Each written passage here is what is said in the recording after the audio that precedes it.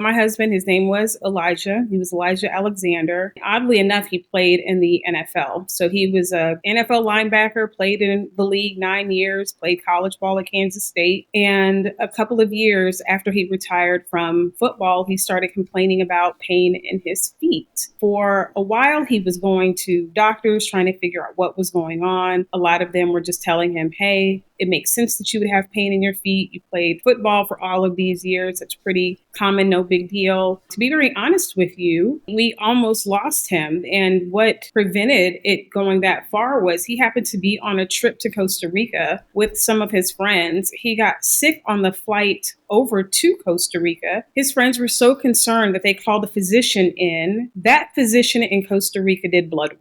And that's how we found out something was very wrong. That doctor said you need to get back to the United States as soon as possible and have all of your labs done. And when he came back home, within days of that, he was diagnosed with multiple myeloma. He was at the worst stage of it. What then was considered to be stage 3B. So that meant his kidneys were impacted. He was essentially in organ failure. How long had he been having those symptoms that he talked about in his feet before, I guess, this time? That will always be the one thing that I'm curious about, especially because with him being an NFL linebacker, anyone who They're knows, not going to tell you anything that hurts, right? They are conditioned to ignore pain, treat it with some painkillers and keep it moving because, if you complain about pain, you're not on the field, you might lose your job. It may have been something that could have been bothering him for a while and he just thought it was something else. I really don't know. But it had only been a couple of years since he'd been retired. So it all happened pretty quickly. And I'm honestly convinced he was probably dealing with myeloma while he played because he had such an advanced form of it by the time it was caught. This is Genetics for Healthcare, a podcast for patients. This is another episode of Genetics for Healthcare, a podcast dedicated to helping patients and their caregivers advocate for a precision medicine approach to treatment, disease screening, and prevention. You can find us at genetics4healthcare.com and also on Spotify, Apple Podcasts, YouTube, LinkedIn, Facebook, Instagram, and TikTok. While you're there, please hit that subscribe button, especially on YouTube, to get alerts for new, exciting episodes just like this one. Today, I am honored to have Kimberly Alexander, co-founder of the Level Health Agency and an advocate for caregivers and reducing disparities. And she came by to talk to us about her work and the things that she has going on. Kimberly, thank you so much for being a guest on Genetics for Healthcare. Yeah, it's awesome to be here. Thank you. Tell us about the work that Level Health Agency does and what inspired you to create that company. Wow. So that's kind of a loaded question. So Level Health Agency, we create health communication strategies primarily for pharmaceutical companies, but for anyone in need that our goal is to help eliminate health disparities. And the way it came about was in 2019, I participated in the American Association of Cancer Research Health Disparities Conference. This was right before COVID and just became really passionate about the fact that there were these health disparities that everyone could recognize. We kept talking about them, but there didn't really seem to be a lot of improvement. And so I wanted to do whatever I could to help move the needle in that space. And so in 2021, I partnered with Lisa Gemelli and Chris Gesson. We created Level Health to help do that, not realizing that, a few years later, there will be so many changes in the health space. So we're really excited about the work that we're doing now, and we hope that that will, continue to make a difference, and we can continue to do the work moving forward. But so I'm forgetting the other part. But what inspired all of that was my husband. I lost my husband to multiple myeloma in 2010. He had been diagnosed in 2005, and that's what introduced me to the world of cancer and the world of health disparities. So to back up and thank you for sharing your story that you went through with your husband as a caregiver. which I believe speaks to a number of people in the healthcare ecosystem, whether you're on the provider side or the patient side. And what I hear over and over again with interviewing, patients and their family members is when someone gets a cancer diagnosis, the entire family gets a diagnosis, and it affects them in ways that they just can't predict. Can you share your story and the events that led up to your husband's diagnosis? Okay, so my husband, his name was Elijah. He was Elijah Alexander. And oddly enough, he played in the NFL. So he was a NFL linebacker, played in the league 9 years, played college ball at Kansas State. Big guy, big healthy guy. And a couple of years after he retired from football, he started complaining about pain in his feet. And so for a while, he was going to doctors trying to figure out what was going on. A lot of them were just telling him, hey, it makes sense that you would have pain in your feet. You played football for all of these years. That's pretty common, no big deal. And to be very honest with you, we almost lost him. And what prevented it going that far was he happened to be on a trip to Costa Rica with some of his friends. He got sick on the flight over to Costa Rica. His friends were so concerned that they called a physician in. That physician in Costa Rica did blood work. And that's how we found out something was very wrong. That doctor said you need to get back to the United States as soon as possible and have all of your labs done. And when he came back home a couple of days later, within days of that, he was diagnosed with multiple myeloma. He was at the worst Wow. stage of it. Yeah, he was at what then was considered to be stage 3B. So that meant his kidneys were impacted. He was essentially in organ failure. Geez. So And all of this at the age of 35. how long had he been having those symptoms that he talked about in his feet before, I guess, this time? So that will always be the one thing that I'm curious about, especially because with him being an NFL linebacker, anyone who They're not knows, going to tell you anything that hurts, right? they are It's conditioned to ignore pain, to treat it with some painkillers and keep it moving because if you complain about pain, you're not on the field, you might lose your job. So who knows? It may have been something that could have been bothering him for a while, and he just thought it was something else. I really don't know, but it had only been a couple of years since he'd been retired, so it all happened pretty quickly. And I'm honestly convinced he was probably dealing with myeloma while he played because he had such an advanced form of it by the time it was caught. wow. Elijah Alexander, big linebacker, played for the Oakland Raiders, Hmm. and 9-year career takes its toll on you. And just some statistics about multiple myeloma. Black Americans are 14% of the population, but account for 20% of multiple myeloma diagnosis. And Black Americans also lag from the time of diagnosis to the treatment. Now, again, we can talk about access to care, about actually getting to the doctor or actually saying, hey, I've got something wrong. Big linebacker coming to you or going to the doctor saying, I've got pain. I can imagine that persisted for quite a while. But going back to the lag in diagnosis to treatment, for Black Americans with multiple myeloma, the time from diagnosis to treatment average in studies is 5.2 months. White patients, 2.7 months. What are some of the biggest challenges that you faced as a caregiver in this time? And I know that could probably be the entire conversation we have. But what are some of the biggest challenges you faced as a caregiver in this situation now with a 35-year-old guy who could probably still play in the NFL? And how did those experiences shape your advocacy work today? Well, to be very honest with you, as much as I hate to admit it, membership has its privileges. And so with Elijah, being a former NFL player, I definitely recognized that people took a huge interest in what was going on with him. Mm. Now, when he was diagnosed, oddly enough, when he was officially diagnosed by an emergency room doctor, which was odd within itself.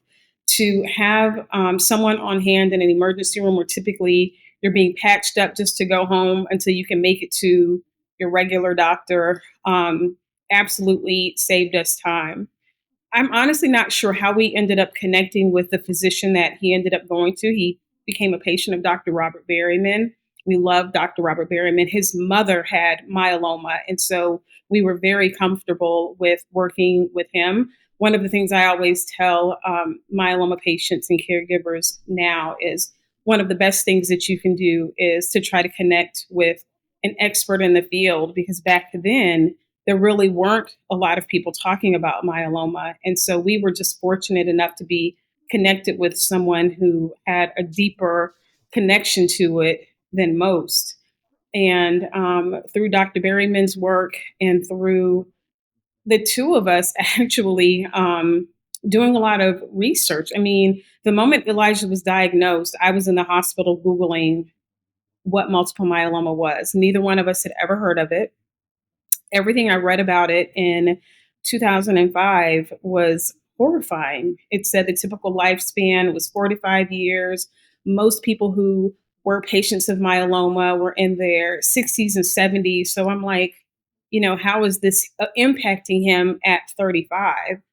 And we ended up connecting with the people from the International Myeloma Foundation, and they were really critical as well in not only connecting Elijah with people who could really help him, but also educating him on how to use his voice and become an advocate. And me watching him work in that space inspired me to keep going after I lost him.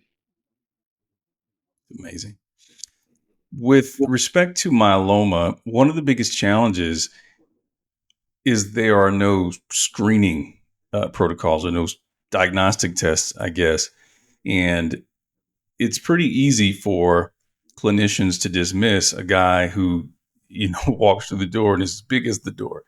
You know, um, what do you say to people who have these nondescript symptoms? Like, how can you even start to wrap your mind around whether it's a cancer diagnosis or anything else? Um, how can they advocate for themselves? What do you do?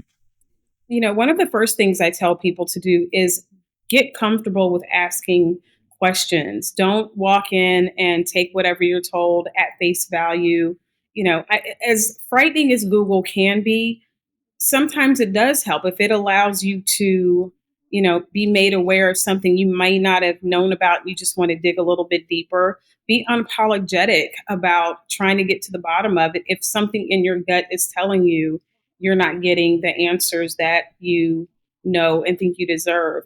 But I also feel like it's important to be aware of resources. There are so many more resources available to myeloma patients, and I'm sure cancer patients in general, with there being, Facebook groups and Instagram, so much on social media.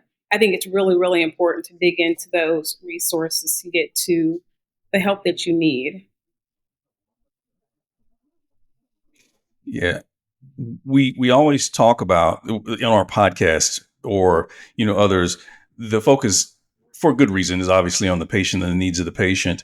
Mhm. But as we just mentioned at the top of this conversation, when a family member gets a diagnosis of cancer or any chronic disease, the entire family gets a diagnosis, and the person who oftentimes is in the shadow but is carrying a lot of the burden is that caregiver that's closest to him. In Mhm. your case, this is your husband. How are you able to you maintain your mental health and your physical stamina during this 5-year process as you know as help to other caregivers that might be going through the same thing? How would you share with them what you did to keep yourself I'll be in real. a condition to be a support? I'll be really honest with you. At the time Eli was diagnosed, I was 32 years old. I wasn't really familiar with the term caregiver. I'm just like, hey, I'm his wife. I'm the mother of his children. It is my job to make sure he's good, to make sure these kids are good. Like it just, I guess it was, put on my superwoman cape. It wasn't even up for debate or discussion. I was just going to have to figure out um, how to make sure they were all good. My needs really didn't matter as much, but in hindsight, I now realized one of my coping mechanisms that I just kind of happened to luck up on, I guess, um, ended up being really, really helpful for me in the end. When Elijah was diagnosed, I started a blog because I knew there were so many people who were going to want to keep up with what was going on with him and not necessarily always want to reach out.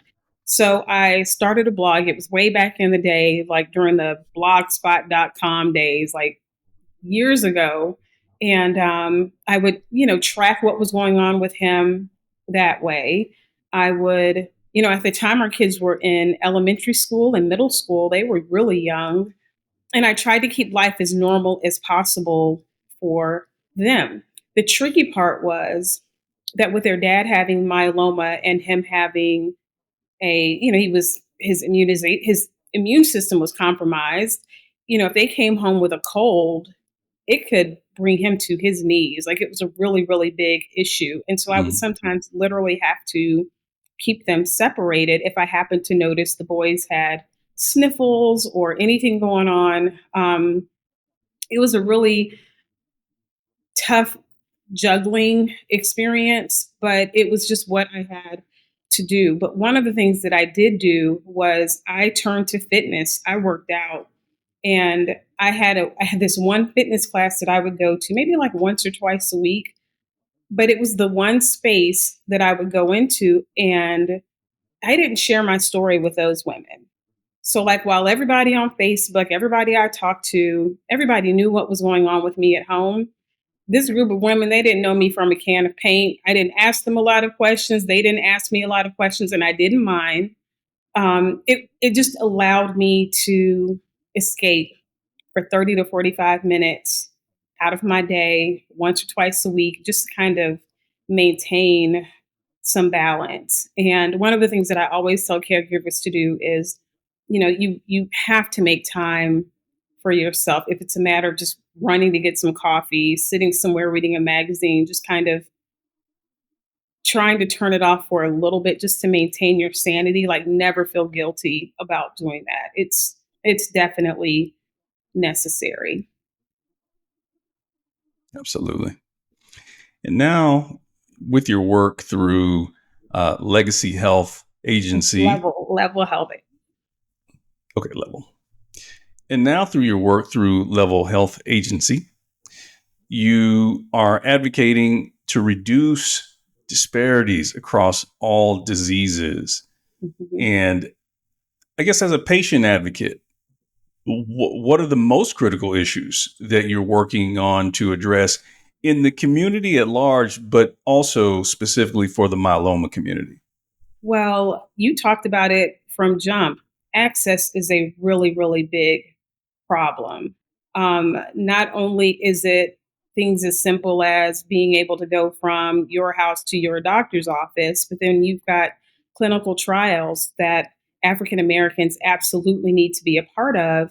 But a lot of times those trials are hosted at facilities that we just don't necessarily have access to, whether they be in bigger cities, places where it's just too expensive to just fly to or drive to or just get to in any form or fashion. It ends up being problematic. And so those are the things that need to be addressed from top to bottom. And it's it's been an issue for years. Like we all see it. I don't think anybody in this space can say that they're happy about where things are and they know that there's room for improvement.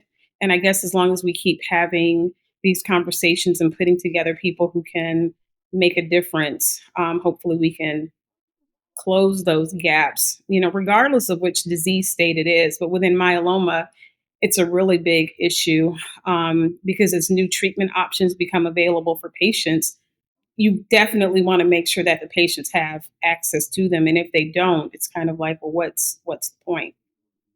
Absolutely. I'll get to the topic of clinical trials in a minute because that's a key one. Mhm. But it's worth mentioning that from the time that you and Elijah were battling, this disease, there's been significant innovation in how myeloma is treated. There are new therapies such as targeted therapies, immunotherapy, even CAR T, which is gene editing, and increasingly important to have screening, treatment, monitoring implications through genetics. And again, to those listening, we don't give medical advice. I'm not a doctor. I certainly interview doctors, but we encourage you to have these conversations with your care providers. And so if you are a myeloma patient or someone who is recovering or in remission, ask your doctor about FISH testing, germline, uh, genetic testing, genomic tumor profiling, chromosomal testing, or MRD, which is called minimal residual disease. Some places it's called molecular residual disease. You can find that information in the companies who market those products and services online. But the reason why it is important because many times these genetic data points will qualify you or lead you to novel trials, clinical trials, or drugs that are just coming onto the market that you may not otherwise be aware of, specifically around the topic of clinical trials. Only 3% of the American population participates in clinical trials. And of that 3% cohort of Americans that participate, only 8% are Black. Now, Kimberly, there's something to be said about, Black Americans and the medical system here and the clinical trial horror stories that we've heard about, whether it is Henrietta Lacks, to whom her cells, HeLa cells, we owe the precision medicine industry, the Tuskegee experiments, and now you have Johns Hopkins and even Harvard talking about the medical issues that they've had with Black bodies. Doing research on Black bodies, unapproved, and things like that. And those are the things that we know about. But I think it's important through this medium and others to bring Black people in America into this conversation around clinical research because the medicines of the future are going to be optimized to the genes of those who participate in the clinical trials. They're targeting therapies, they're developing medications to work for those patients who have certain genetic mutations or aberrations. Can you talk for a minute about the importance of clinical trials and especially for Black Americans being included, Black people globally being included in clinical trials? No, that is so incredibly important. I mean, these clinical trials are essentially happening because people want to find cures. People want to find ways to allow people to live longer with these diseases. If our genes are not a part of the trial, we can't be included when it comes to whether or not these ideas are even going to work. We have to be a part of these studies in order to allow these treatment options to come to fruition and impact our communities. But if we're not participating for whatever reason, it's not always going to be, well, somebody's afraid. It could absolutely just be they just can't get to them. It is what it is. But that to me is when it becomes the responsibility of the medical community to create ways for it to be accessible to more people. And so it definitely is a problem. It's one of the reasons why I always make it a point of talking about clinical trials, especially when there are people who are no longer responding to the drugs that are already available. The clinical trial drugs may be exactly what they need to stay alive. And so it's really important. My husband was actually a part of a clinical trial back when Elijah was diagnosed with myeloma.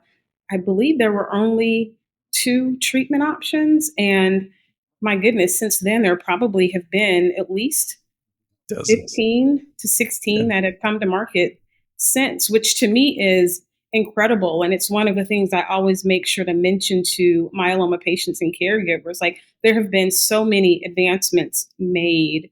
It's not necessarily the death sentence that it used to be. Yeah. We talked about access being the key because innovation means nothing if patients can't get access to it. I mean, come on, Mhm. right? Your work with, I mean, your advocacy work is dynamic. You have worked with the American Cancer Society, the Leukemia Lymphoma Society. Mhm. You're on board. You've worked with the NFL. You've worked and spoke with industry. Talk Mhm. about your work and the effect that you hope to have in going in and talking to those different various organizations and bringing those together. It's interesting because honestly, I do not know why I chose to start that blog in 2005. But one of the things that I recognize is that no matter how much I talk about myeloma, and sometimes I feel like I talk about it too much, but over the years, I've started to realize how many people are paying attention. And even if they don't pay attention initially, maybe they only pay attention to it because they see me talking about it and then they dismiss it and go on about their lives. And then 3, 4, 5, 6, 7 years later, they come back around because, hey, my dad just got diagnosed with myeloma. We don't know who to go to. People will come to me before they go to Google, which is a huge honor to me. It lets me know that my attitude when it comes to myeloma, which is like, I hate the disease. I feel like it won when it took my husband, and I will spend all of my days until they find a cure, like doing whatever I can to help myeloma patients and caregivers. I am forever committed to it. I tell any of them who find me on social media, follow me, reach out to me. I'll definitely engage. I'll connect you to whoever I can connect you with in order to help you, because I didn't have that. I didn't have it back then. There was a caregiver group here in Dallas. There still is, but we weren't really able to participate in the meetings because they were on a Saturday. We had little kids, so our weekends we were trying to do little kid stuff, and so I just didn't have the support. He didn't necessarily have the support um, that we need, and I feel like we kind of created it. And so anything I can do to help myeloma patients, I will always do, like, first and foremost. And I'm so appreciative of the organizations that Absolutely. still the organizations that still embraced me after he passed, the pharmaceutical companies that embraced me after he passed because Eli did a lot of advocacy work for them. I'm forever grateful. Well, this powerful medium of social media is how we connected because, quite frankly, I don't see a lot of, people of, Black descent talking about cancer or Mhm. talking about, healthcare advocacy. So I immediately followed you, latched on to what you were saying, Mhm. and it's rare, unfortunately. And, as we look forward, though, because you've made a tremendous difference. Obviously, we're looking to find a way to work together. And I'm so glad that you were able to come on to Genetics for Healthcare to talk to patients and their family members about your story. But when you look toward the future and consider the work you're doing, what are your hopes for the future of multiple myeloma care, and how do you plan on continuing to make an impact as an advocate? Well, of course, my ultimate goal is for there to be a cure. I'm appreciative of the fact that we're slowly getting to a point where it's looked at as almost being like a chronic illness, which is definitely an improvement from where we were in 2005. But even if there can be a screening process for it, I mean, I know that there are some people who are working on that, but I feel like that would make a really big difference, not only in the myeloma space, but blood cancer in general, because a lot of people do not pay attention to blood cancers until they are impacted by them. And primarily, I mean, just keeping it honest, you don't even know anything about a blood cancer until you are diagnosed with it. There's no Unfortunately. yeah, there's no screening process, and that ends up being just tricky. So I'm all for making sure that there is attention given to these diseases. Myeloma Awareness Month in March. We've got African American, what is it? Our Health Awareness Month is in April, and Blood Cancer Awareness Month in September. I'm happy to step it up and help with all of the attention to the disease and those disease states during that time. But year round, I'm always going to be talking about myeloma. Always. I'm always an open book to anybody who needs to hear the story, to anybody who needs a resource. I'm always going to be here to help. So give them your contact information, whether it's your website or other ways that organizations who want to bring you in to speak or connect with you. What's the best way for them to follow and get in touch with you? Well, our website is levelhealthagency.com. And then on social media, I'm on Instagram at the Kim Alexander. I had to think about it. Again, that's at the Kim Alexander. And that's honestly one of the easiest ways to reach out to me, because I actually do check my DMs and see, just because I do have so many myeloma patients reach out to me. So I love to connect and dialogue.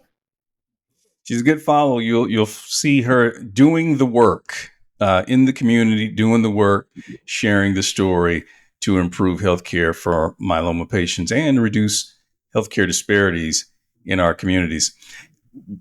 On the podcast, we love to talk to, we love to share practical tips about how patients can advocate for themselves, whether it is getting access to and making sense of their genetic information, or even asking their doctors or their caregivers questions to advocate for themselves. So from a caregiver's perspective, again, because the caregivers obviously is the unsung hero, the glue that holds a lot together, but also is carrying a tremendous weight that no one can understand except other caregivers. What are 3 practical tips that you could give caregivers who are caring for a cancer patient or those who are caring for somebody that's battling, chronic disease anyway? How can they best advocate for their loved one while also taking care of themselves, both mentally and physically? What are some practical tips you would offer? Okay, so I think I heard a couple of different things, so I'm going to lump them all together. One of the first things that I would suggest for patients and caregivers to advocate for themselves is to use your phone when you go in for your doctor's appointments and record the appointment. A lot of times when That's you get big. into a doctor's appointment, your mind is going in 50 million different directions. You may miss something. You may misunderstand something. The doctor may say something and you can't quite catch how he pronounced it. But if you record it, you can always go back later and listen to it, just like to be able to take notes. It's literally like the voice notes app on your iPhone if you have an iPhone, or I don't know why anybody wouldn't have anything but an iPhone. So to me, that's just like whatever you need to do to record it, just record unapologetically. Hey, doc, I'm getting ready to record this. I don't know why they would have any issue with you doing that. Secondly, definitely find out about local support groups. There are support groups in pretty much every market. That is huge. I just feel like support groups are instrumental in allowing you to connect with others who have already walked the walk or who may be step in step with what you're going through, and together you all can support each other. I think that's really, really important. The third thing would be, despite a diagnosis, which absolutely can be life altering, still make time to spend time together, make memories, take pictures, just do all kinds of things that allow you to escape, even if it is just for a little bit of time, in order to manage dealing with the weight of any type of diagnosis. It really is life altering. And you just have to be proactive in terms of not allowing it to beat you down. And I'll add a fourth: pray. Faith, I Amen. Come on, believe, somebody. is really, Yes. really important. Yeah, don't ever leave that out. Thank you for just your testimony and just the valuable insight that you're giving, because you are moving the industry forward.